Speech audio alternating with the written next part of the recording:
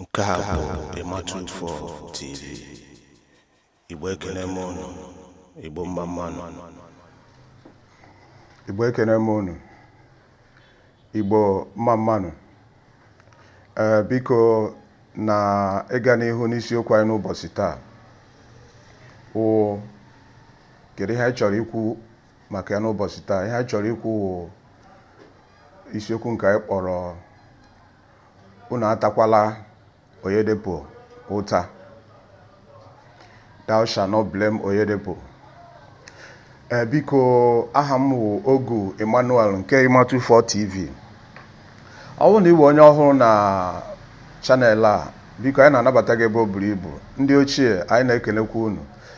Biko tutu anyị agawa n'ihu, ọ ga-amasị anyị ka unu gaa na YouTube peji anyị, kpaa aka ebe ede subscribe. Unu subscribe ọ ga-awụ mgbe ọbụla anyị nwere vidio ọhụrụ ka o nwee ike igosi na peji unu mgbe ọbụla unu mepere YouTube. Unu agakwa na Facebook peji anyị, ebe ahụ edere like. Unu akpa aka n'ebe ahụ edere like ka vidio ọhụrụ anyị nwee ike dị na-apụta n'ihu peji unu mgbe na mgbe ọbụla. Biko ihe anyị chọrọ ikwu n'ụbọchị taa achọghị m ikwu ya ka ọ dị ka ana m ekwu ka anyị wee mara onye wụ ma ọ gịnị. Achọkwana m ikwu much gbasara ihe a na-emenụ. Kedu ihe nji maka wee na-ekwu okwu a? Ọ bụrụ na unu lee anya na social media since, o nwere ihe na-esheki obodo, o nwere ihe na-ewu na Naịjirịa gbasara otu chọọchị a na-akpọ Winners Chapel siri chụọ ihe dịka ndị pastọ ha mmadụ 40 40 ndị pastọs etere mmanụ, etu esiri chụọ ha n'ọrụ ịdọta mkpụrụ obi na ụlọ ụka nke ha na-arụ ọrụ na ya bụ Winners Chapel. Achọghị m ikwu okwu dịka mmadụ ziri m ma ọkwanụ gịnị, kama ihe m nọ na-ekwu ihe a otu m siri hụ ihe otu o si dị na baịbụl Naịjirịa ugbu a, otu o si dị n'obodo anyị. Biko achọrọ m ka unu ghọtawa vidiyo a dịka ihe dịka mmadụ ikwu na ihe ahụ attack na on Christians, otu ụfọdụ si ekwu ya. Ịghọtala? Biko ihe ahụ attack on Christians or Christianity. Biko ọ bụrụ na ị jụọ m vidiyo a, biko achọghị m ka mmadụ ga tawa Oyedepo na chọọchị ya na ndị na-eso ụzọ ya ụta. Ihe hụrụ m chọrọ ikwu n'ụbọchị taa, ma ihe hụ na-ewu since na social media, ọ bụghị sọsọ na chọọchị ya wee bụ ihe ahụ na-eme, ma ọkwa n'ebe o megoro, ma ọkwa n'ebe ọ ka ga-eme. Ihe a wee ihe na-eme n'obodo anyị, o teela dị, ọ wee ihe taa. Ịhụghị, kama ndị be anyị na-ekwu na onye eze pụtara ihe wee onye eze nkotonko. Ịhụghị otu ndị be anyị si ekwu ya. Abịa na saịdị ebe anyị nọ, o nwere ndị akpọrọ si na ndị ahụ ndị Chineke họrọ. O nwere ndị akpọrọ si na ndị a ndị ọ kpọrọ, o nwere ndị ọwụ the chosen. The chosen na-ekwu okwu ya ụkwa, adị m ekwu maka chosen church, ihe dịka otu o siri dee ya na akwụkwọ nsọ. Ọ bụghị ndị ọzọ atụrụ niile ma ọkwa na onye ọbụla ị nụrụ na akpọrọ bụ onye akpọrọ. Ọ bụ eziokwu ihe na-ese na nzukọ anyị n'ụbọchị taa wee ego. Ọ bịazi o mezie ka ndị pastọs anyị ha wụ ndị sọsọ ebe uche ha nọ, ọ bụ ihe gbasara otu esi achụ nta ego. Ọ ya mere eji nwee ndị akpọrọ oku n'ime ha. Abịa n'ime ndị ahụ akpọrọ oku, o nwere ndị a họrọ. Ọ bụghị ihe niile akpọrọ oku ka a họrọ. Ịhụrụ ya, mana ha bịa mee ihe gbasara ego na religion anyị. Ọ dị ka ihe ahụ line abụọ ma akara abụọ na-enweghị ike ịbịakọta ọnụ. Ọ bụ ndị bekee ha sị na ihe ahụ two lines that are not supposed to meet or that cannot meet. Ha na-abụ ekwesịghị ịrụkọ ọrụ ọfụma ma eweta ha nso. Ekwesịrị iwesa ha ewesa tutu ha arụ ọrụ ọfụma. biko ihe m na-ekwu asịkwa m na onye ka mmara na onye ahụ akọrentịla m ma ọkwanụ gịnị ma onye agbazila m onu. Ọ bụ na ile anya ndị pastọs iri na hụrụ a na-ekwu okwu 40 pastọs a enyere ha akwụkwọ leta ejiri chụọ ha n'ọrụ. Enyere ha akwụkwọ leta eji chụọ ha n'ọrụ na business center chọọchị. Maka kedu ihe reason ha kwuru okwu ịbịa na nkenke. O nwere nke ha kpọọ growth index na unfruitfulness.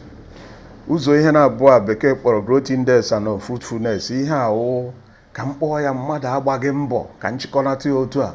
So na o gosiri na ndị pastọs ndị 40 a chụrụ achụ na ha na-agba mbọ dịka otu chọọchị ha siri chọọ ya. Ọ dịkwa egwu ihe otu esi chọọ ndị pastọs a, these 40 pastors, otu esi nye ha ọsọ ka a ga-asị na ha na-arụ na ụmụ franchise companies ihe ndị a dịka otu a maka Uber Transport or Uber Transportation, Mr. Biggs, Shell filling station, Mobil filling station, Texaco na McDonald's. Ndị a niile wuchi ihe bekee kpọrọ franchise. Ihe franchise business. N'ebe ahụ a na-ekwu okwu ya like ụlọ ọrụ ndị a mkpọrọ adịghị otu achụ mmadụ ka ọ fọzikwa ndị pụtara na ṅụọ iyi si na ha bịara ịdọtara Chineke mkpụrụ obi. Mana ọ gwụrụ m ike otu esi dee dịka leta dị otu a. O wee wụrụ na onye dere leta onye kpọrọ onwe man of God, onye dere leta wee dee leta wee degara ndị ọrụ ya ndị ọ kpọrọ employees n'ụlọ ụka ka m ghara ịkpọ ya business center, unu ghara ịbịa wewe oke iwe. Unu ma na ndị pastọs mmadụ 40 a chụrụ kwuru na ha metaghị ma ha anaghị amị mkpụrụ ọma ma ọkwanụ mkpụrụ ha na-amị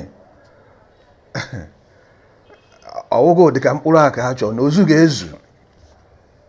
Otu ha kwesịrị isi na-ewebata ego na ministry ka mgba direct, maka na ministry anyị na-agba direct. Otu ha kwesịrị isi webata ego na ministry o sighị otu ahụ abata. Mana ma ha ga-eji egbe wee gaa nata ya ndị mmadụ. So ama mma nke otu anyị si eche na pastọs 40 a na-ekwu okwu ya etere mmanụ a na-echekwa echiche na ọ bụrụ na ndị a chụrụ kedu ọnọdụ ọkpụkpọ akpọrọ ha na mmanụ etere ha, ebe ka ọnọdụ ya ga-edebe isi, kedu maka ezinụlọ ha, kedu maka ụmụ ha na ndị ji ha wee nwee olileanya. Onwede otu esi chee echiche nke ahụ. A chụrụ ndị ahụ with immediate effect. Asị akwara ngwongwo ha dewe ihe niile ma ID card ma si anya efe. Enwe ya na-akpọ inye mmadụ ọsọ ka onye ahụ onye ochi.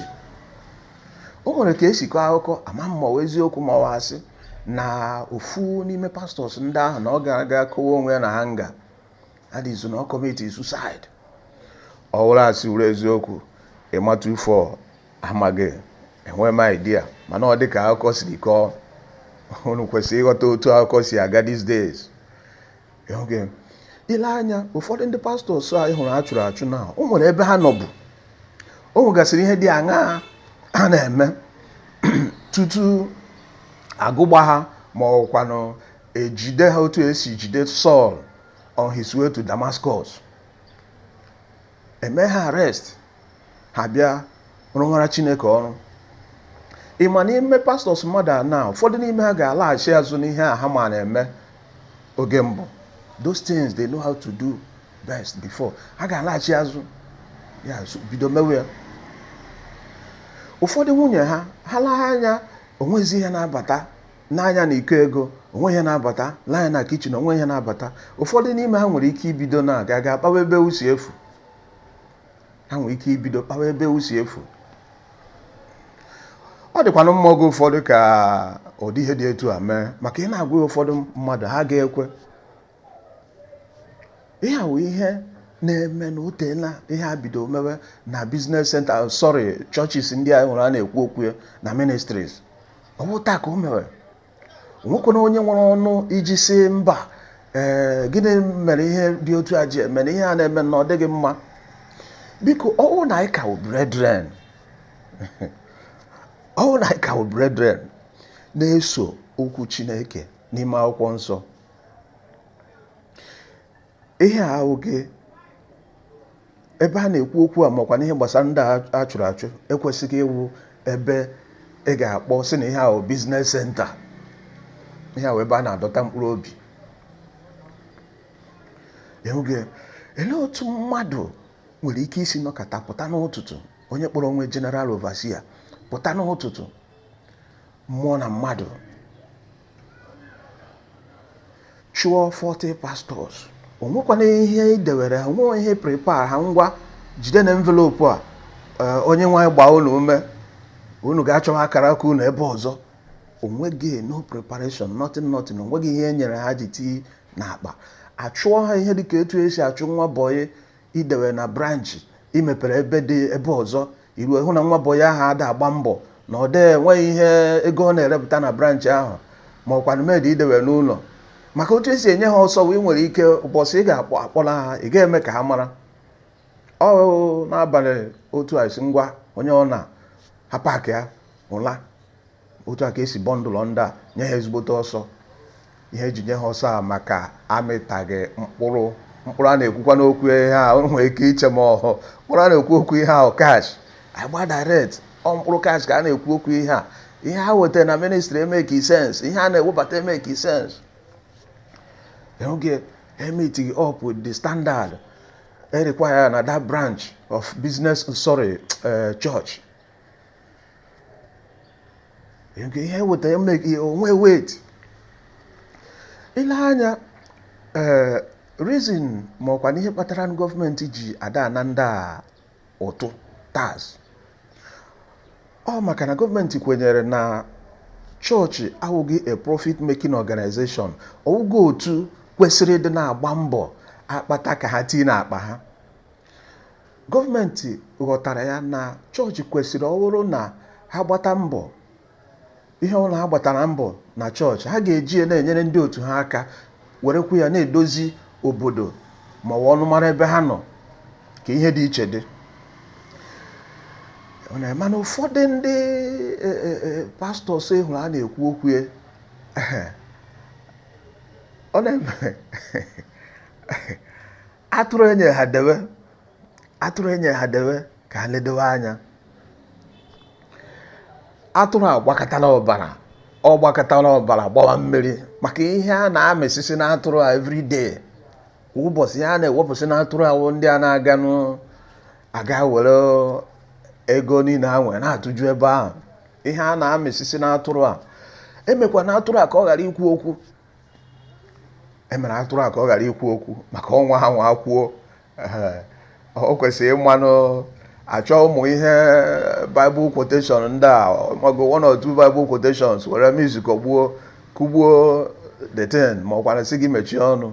Enwekwa ike isi gị na edi possessed, ma that is na ekwensu nọ gị n'ime na-arụ ọrụ ọjọọ. Enwere ike sị na ịwa na antichrist, ma ọkwana na ịwa na attack na ụmụ business center, ụmụ chọọchị ndị a. Unu ewekwana iwe biko, achọrọ m ikwu ọzọ apụọ m n'ọnụ, ọwụ fọtụ m, kama o nwere ike iwe maka otu ihe siri wee dịrị. Oge ụfọdụ m chọọ ịkpọ chọọchị ihe na-apụ m n'ọnụ business center, mana enye ogo m definition ụzọ ihe na-abụọ a, ọ dị nke ọbịa na-eyite m ofu ihe because ihe a na-eme na side akwụkwọ, ihe a na-eme ebe a. Ogo ụmụnne unu enwela m iwe ebe o buru ibu, biko ihe a otu nsogbu ya bụ ama m anya m ọ dịkwa clear. Mgbe mbụ a na-asị ịmago emetụkwala onye tere mmanụ aka, ebikwana ya aka n'ahụ ma ọ gịnị, ịmago ụmụ ihe touch not my anointed ndị a and do my prophets no harm. But ịma na touch not my anointed and do my prophet no harm, ọ bụrụ mgbe ị nweta pastọ gị esi ime travel bata madam ama na-ịnọ around, ịpụta mepe bedroom gị nekwe ebe pastọ gị na nwunye gị na-eme one or two things dị aṅaa. Ịma na touch not my anointed and do my prophets no harm adịkwa involve osokwana nke a. Osokwana nke a. Oge so ọ na-ele anya ndị pastors business center pastors chọọchị ndị a na-enye ndị pastors a ha nyeburu ọrụ n'ụlọ ọrụ ha, ka m ghara ịkpụ ya ebe a na-ekpere chi, ndị a enyere ọrụ wee mechaa wee nye ha ọsọ. O mebigo a lot of families, so many families na-ata ikikere eze maka na achụgo their breadwinner wụ pastor na-arụ ọrụ na chọọchị ahụ. Ihe akwụkwọ maka winners, so ihe a gbasara chọọchị. Ọ bụrụ na agụba chọọchị ndị ọzọ na-eme ihe ahụ winners mere, o buru ezigbote ibu. Ọ bụrụ na ị ga ebe a na-akpọ Corporate Affairs Commission Abuja, Corporate Affairs Commission Abuja wee ebe ọ na-eme, ọ bụrụ na ị nwee chọọchị ma ọkwa n'otu ị chọrọ ka ịmago ka ideba aha n'akwụkwọ ma ọkwa nke irejista ya with the government, ebe a ị ga-aga Corporate Affairs Commission, ebe a ka ị ga-aga deba aha. Ịhụgo ebe a ka ị ga-aga deba aha. Ịhụgo last time m chekiri ihe a wee ebe afọ 4 ma afọ 5 gara aga, 4 or 5 years ago, enwere 23 registered churches na Nigeria. Churches dị officially registered, maka na ndị nke na-adịghị registered ka 23,000 churches na Nigeria. Ndị nke aha na-adịghị n'ukwu akwụkwọ maka ha na-amụba everyday ka virus. This 23,000 churches e register na Abuja, ịma na ofu ụzọ n'ime 23,000 churches a nwere 33,000 branches. Ihe a 4-5 years ago, afọ 4 na afọ 5 gara aga, ofu n'ime 23,000 branches a nwere 33,000 branches. Ọ dịghị egwu. Ịbịa na Nigeria, anyị nwere abịa na pastors n'elu ụwa niile, 3 world richest pastors o si na Nigeria. Abịa n'ebe a rụrụ chọọchị makwa na cathedral kacha ibie na ụwa niile, 3 dị na Nigeria kana nke dị n'elu ụwa niile. Ọ na-eche ekigi na rekọd a na ọ gbagotere. Ihe akwụkwọ obodo ndị mmadụ na-eme, ha na-arahụ ụra, ha eghe ofu anya oghe, na-atụ ụjọ, fear of the unknown, maka ada ama. Agha dị everywhere. Ndị niile hụrụ na-egbu, na-alụ, na-aba, ihe niile ahụkwa religious people. Ọkwa ndị na-ekpe okpukperechi. Enweghị ịhụnanya, nne adịghị, short life expectancy dị very low. A na-akwafu ọbara as if it is going out of fashion. Adị na-ekwu okwu ndị ritual killers ka ọ ndị na-eji kọmputa akụba mmadụ aka n'anya. Kedu ebe mmesi wee bido? Ọpọ na ihe niile hụrụ a na-eme, anyị na-ekpe na Nigeria. Ihe sikwa otu a wee dị. Ọ bụrụ na ị ga-check current statistics, ịhụ that na Nigeria na Afghanistan na ha so na 5 world most religious countries. That is, abịa na countries, abịa n'obodo dị iche iche, mago nwere PhD n'ikpe ekpere. Anyị kpekọtakwa ekpere na Nigeria, amamotu m ga-esi wee ekwu. Ihe anyị na-ekpe na Nigeria dị egwu, mana n'otu obodo anyị siri dị.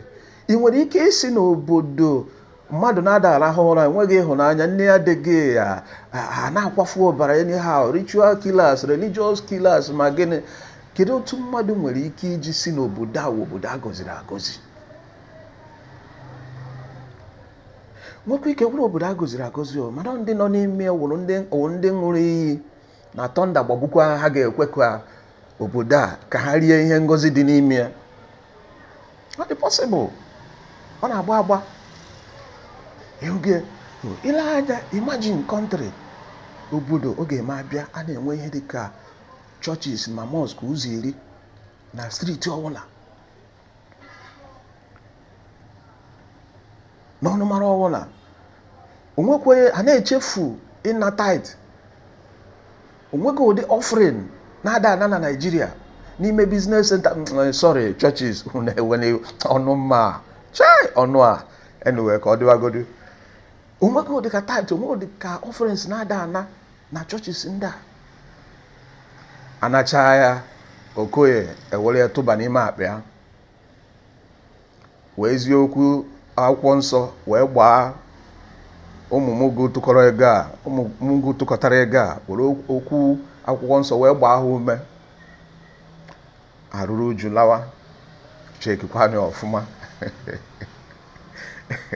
abịakwa n'elu nke a anyị sị na anyị ndị agọziri agọzi amakwa m otu esi agọzi ụdị ha mepe TV anọkọta akụrụ mmadụ 60 na Borno, anọkọta akụrụ mmadụ 15 na Anambra, anọkọta akụrụ mmadụ 30 na Owerri, anọkọta akwatuo mmadụ gawa n'ugwu Hausa, otu aka mmadụ na-ada stori ọjọọ, akụkọ ọjọọ mgbe ọwụna ọ ga-erukwakwana mgbe anyị kwesịrị ịgbanwe chọọ ihu Chineke ma ọ na-asị m kwuo oge erugo mgbe anyị kwesịrị ịgbanwe, maka na ọ na anyị jiri aka ọ ga-enye ezigbote nsogbu. Mana ofe ihe m na-ahụ ọ nwebụ ụdị ụjọ na-atụ m amakwa m ma ọ na mmecha vidiyo na unu ọka ga-ahụ m eke unu ọka ga-ahụ m ọzọ, mana eche na unu ga-ahụ m mana ama m na ndị biznesmen ndị pastọs ndị a nwere ike hapụ echi ama meeting si ka ha hijack Okoye na magochere m na ụmụ ihe Benin Republic ndị a ma ọkwa na Kenya, maka ọ na-eme ahụ mee na enwere ike anwụrụ gị ịghọtala. So amaghị m ma ọ planụ ha, mana ọ ya ga-emerụ ka m gwara ikwu eziokwu. Unu chọọ ịga chere na Kenya, unu chọọ ịga chere na Cotonou Benin Republic, nsogbu adịghị, mana m ka ya na-agbakwa direct n'ịma 24 TV ministry ka ya na-agbakwa direct. anyị ga na-ekwu nke na-eme eme tụọ na ọsọkwa ya siri dị. A gwara ise ya na ya ekpekwala ikpe, we should not judge, na otu Bible siri wee kwuo ya. Mana Bible kwuru na 1 Peter chapter 4 verse 17 ọ sị na ikpe ga-ebido n'ụlọ nsọ Chineke.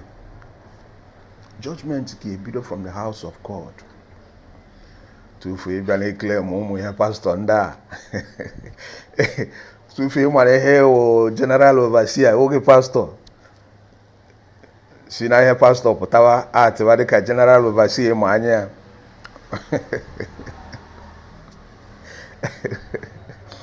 ịmana iche ike ọ bụrụ na ị ga-aga gụọ ihe gbasara ndụ maọkwa na history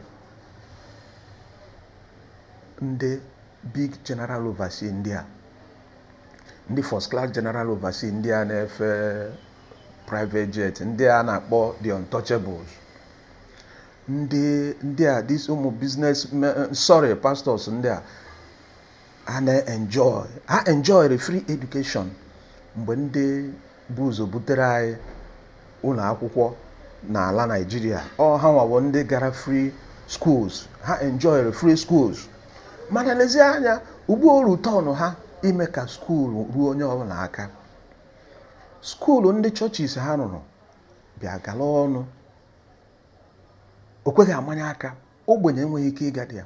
Mana ndị tụkọtara ego eji rụọ chọchis ndị ahụ kwa ụmụ ogbenye ndị a na-eweta 10 naira, 100, 1000, 1 million were na-atụ ya ewere rụọ skuulu ndị a arụchazie ya. Ịma na ụmụ pastọs nọcha na branches dị iche iche wụ ndị na-acha members ọkụ ka eweta ego, wụ ndị na-eji eke ụmụ ihe nọ n'ịsa ndị a, iri nọ n'ịsa ndị a na-anata ego from different branches, enweghị ike ịkwụrụ ụmụ ha ụgwọ skuul na schools ndị a.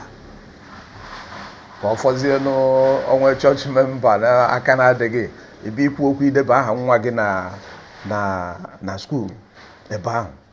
Ọkwa ndị a wetara tithe gasị, onweghị kind of offering mago under the sun na-ada acha ndị ọkụ ka ha ewetakwa atị.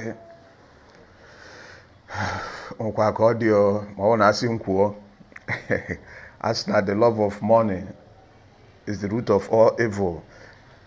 Ị gaa na 1 Timothy 6:10 otu a ka o siri kwuo ya. Ọwụkwa na na-ekele m pastọ kama m na-agba direct. Ọ na-asị m kwuo ma atụ aka si unu gaa na 1 Timothy chapter 6 verse 10 otu a ka o si kwuo ya, ka anyị jiri nụ nwayọọ na ahụ ego n'anya. ka anyị jiri nwayọọ na-efe ego, maka oke ịhụ ego n'anya mere ndị mmadụ ji chefuo ihe a na-aga na chọọchị eme, turn it to business center. Ịhụghị, ndị mmadụ gaziri mee ebe anyị na-efe Chineke, ebe anyị na Chineke na-enwe ọgbakọ ma mmekọ, turn it to an investment space. Ọ bụrụ ebe a na-eme investment.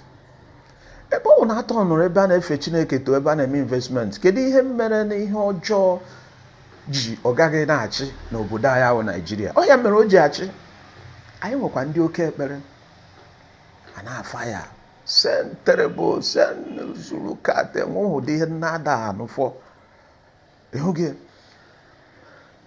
ụfọdụ ndị businessmen, pastors, a na-ede iwe m egwu oge ụfọdụ. A na-ede iwe m egwu oge ụfọdụ. Ọ nwere ụfọdụ quotation ha na-eme, ha yuzuo, na-awọnda ma ha na-eche na ọsọsọ ha na-agụ Baịbụl a. Ịga ihe dịka na Acts chapter 4, 35 to 37. Ebe ọ na-ekwu na, ka m kọtụrụ otu ha si akọtụrụ ya, na ndị mmadụ rere ihe niile ha nwere were bịa debe ya n'ụkwụ ndị apostles. And people sold everything they had and brought it to the foot of the apostles. Ihe a ebe ndị pastors na-end ya, ha enweghị ike ịgwa gị dat na mgbe ebukọtara ihe ndị niile ahụ erekọta, ma ndị rere ala ha ma ụlọ ma ihe niile were bịa debe n'ụkwụ apostol, na ewerere kesasịarị onye ọnwụ na dịka mkpa ya siri dị. Ha enweghị, ha na-ekwute saịdị ebe ahụ, bikos ha kwute ebe ahụ ọrụ ha kụrụ akụ. Ọrụ ha kụrụ akụ, ma ọ na-akwute saịdị ebe ahụ. So ihe a chọrọ ka onye ọbụla bịara na business center, na chọọchị, ka ọ bịa were debe ya n'ụkwụ ha. Ọ biko unu rukwa Sọnde a na-abịa abịa, unu chịkọrọ unu were ga debe ya n'ụkwụ ha, ka ha nwee were jeze dozie ebe o kwesịrị ịdị. Ịhụ ya? So ị gaa na ihe dịka na akwụkwọ Matthew chapter 14 verse 13. Iru ebe ahụ, Kraịst nyere ụzọ mmadụ 50,000 o nyere ha nri, ha erie. O wetara ihe oriri nye ha, ha erie. N'ime 50,000 a na-ekwu okwu, ụmụ nwaanyị esokwa ya, ụmụaka eso ya. O kweghị ka iburu agụrụ laa n'ụlọ. O nyere ihe oriri a ka ha wee nwee ike ige ntị, ghọta ihe ọ na-ekwu, maka ọ bụghị ihe oriri bụ ihe dị mkpa, na ọ bụ ihe ahụ ọ na-ekwu.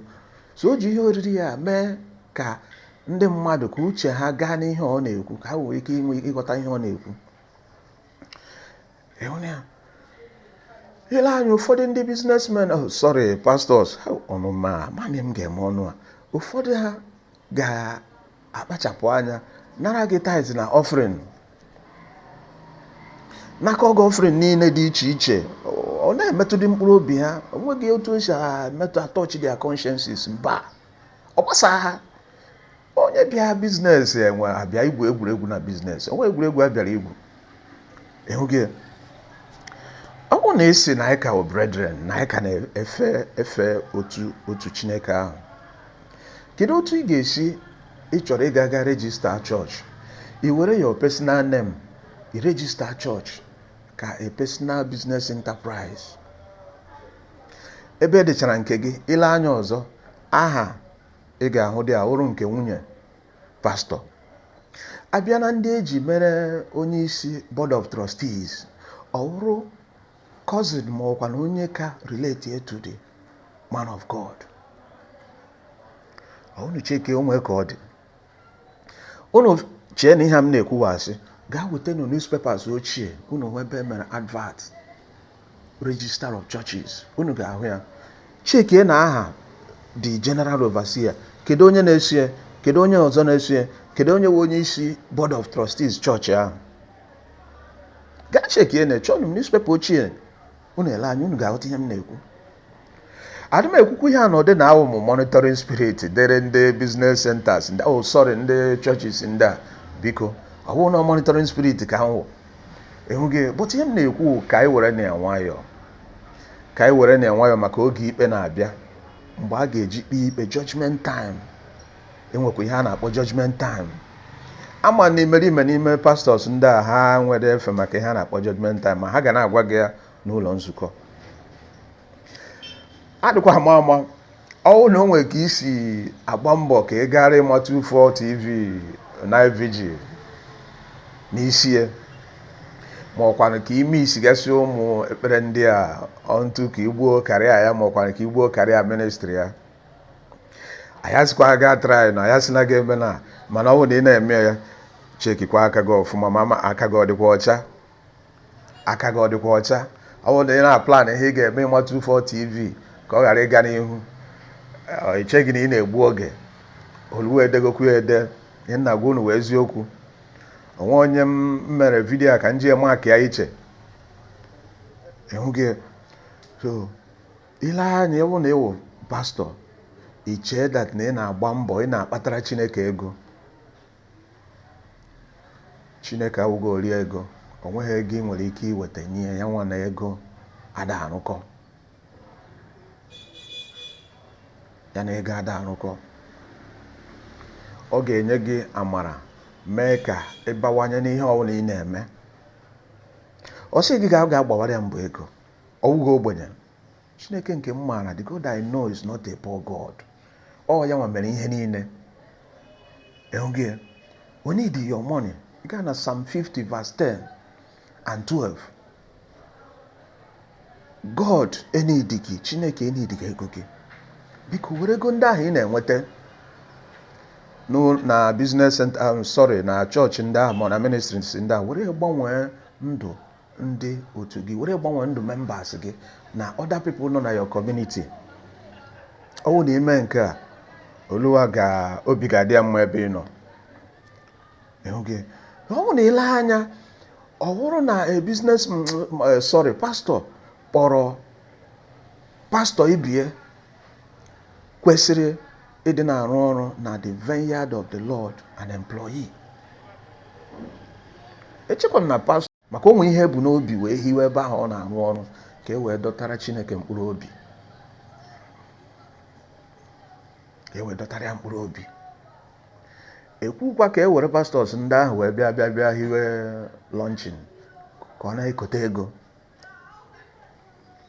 Because ịkpọ ya employee, ọ dịkwala ka ndị ọzọ na-arụ n'other franchises, n'other businesses.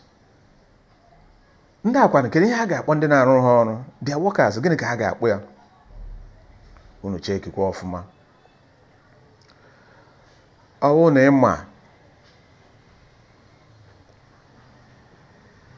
na ịma na ihe a m na-ekwu na ọ dịghị mma, gbanwee ndụ. Ana m ekwu ya ka o wee dị mma. Onwe onye m hụrụ wee na-ekwu okwu a, onwe onye m hụrụ wee na-enye ntụziaka. Unu mana ndị pastọs e hụrụ achụrụ achụ, ọ bụ na ihe dịka na a na-agba mbọ na-adọta mkpụrụ obi, ọ bụ na a na-agba mbọ na-akpụta ndị mmadụ. Mana the more ndị mmadụ ha kpụtara, the more money the business center, chọọchị ga-emeke.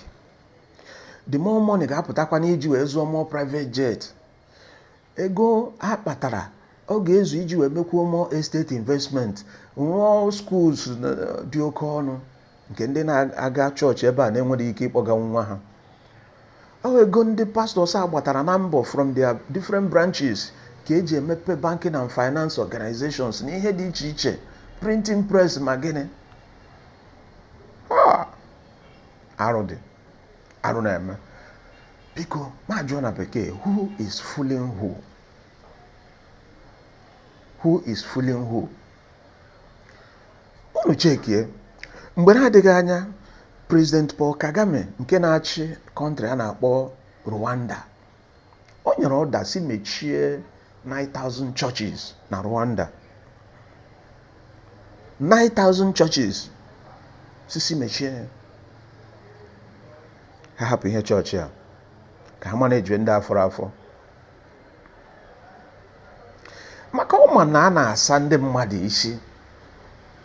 Churches, oke chọọchị hụrụ, ọ na-akpọkwa obodo aga n'ihu. ọ bụ ihe iji obi gị wee kpete ọ dị na mma gị na Chineke wụ ihe na-eme mmadụ ji aga n'ihu, ọ ya na-eme obodo ji aga n'ihu. Mana ebe anyị na-echega echiche wee na-aga chọọchị a wụ n'ebe ego dị. Ọ ya mere o ji dị ka obodo anyị na-aga n'ihu. Ọ ya mere Paul Kagame ji mechie 8,000 to 9,000 churches na Rwanda. Ị gaa na Rwanda taa, Rwanda esila na third world country pụọ. Rwanda dị ka ala bekee. Edoziri Rwanda ọfụma. Ị gaa Rwanda ịhụ ebe the power of taxes ụtụ ị na-atụ n'obodo. Ịhụ ebe the power of taxes na work against the power of tithes and offering. Maka ha were oke tithe na oke offering ahụ were ego wee na-akwụ tax na-edozi obodo ha. Obodo ha dịka ebe mmadụ kwesịrị ịdị. Obere oge na ịnụ na mmadụ emego travel from Nigeria jụọ ebe ọ ga-agwa gị na ọ fly to Rwanda. Maka a na-like ịga ebe edoziri edozi. Ọ dịka ndị ahụ ọ na-agba aka edozi obodo ahụ. Mgbe e were ego eji akwụ tax wee dozie obodo were ya kwụọ tithe and offering. Ọ bụkwa na enwe problem with tithe and offering. Kama na achọpụtara na anyị na-eme abuse, anyị na-emefu ofe. Biko ana m ayọ ka onye ọbụla mụrụ anya sinụ n'ụra tete. Otego anyị ji ele ka ndị egbuwara isi. Oge erugo mgbe anyị kwesịrị ịdị na-ajụ ajụjụ. Biko nụ mụrụ na anya ka azụ. Igbo anyị ekene m unu. Igbo mma mmanụ. Igbo ka emesịanụ. Bye bye.